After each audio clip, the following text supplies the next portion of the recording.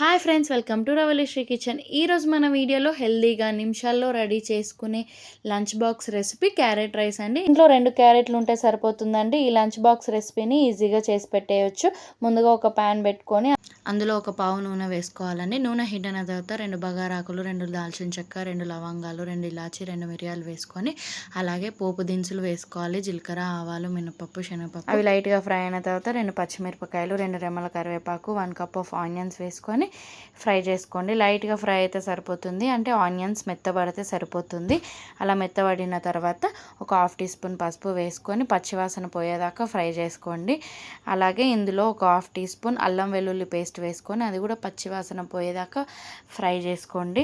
ఇందులో ఇప్పుడు 1 cup carrot తురుము వేసుకుందామండి. నేను 2 క్యారెట్లనే తురిమాను, నాకు ఇంత వచ్చింది కప్పు సరిపోతుంది నేను తీసుకున్న రైస్ క్వాంటిటీకి.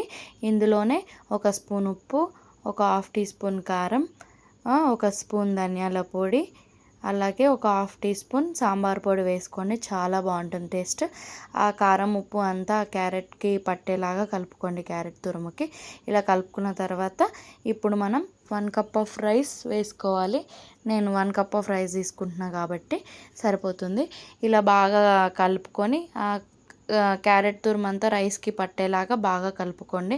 ఇలా వీడియోలో చూపిస్తున్నట్టు రైస్కి మొత్తం ఆ క్యారెట్ తురుము పట్టుకునేలాగా కలుపుకోండి. నా ఛానల్ ఎవరైనా కొత్తగా చూసినట్టయితే సబ్స్క్రైబ్ చేసుకోండి.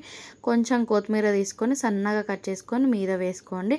అలాగే ఒక 1/2 నిమ్మకాయ రసం కూడా ఇందులో వేసుకోండి. నిమ్మకాయ రసం వేసుకుంటే చాలా బాగుంటుంది.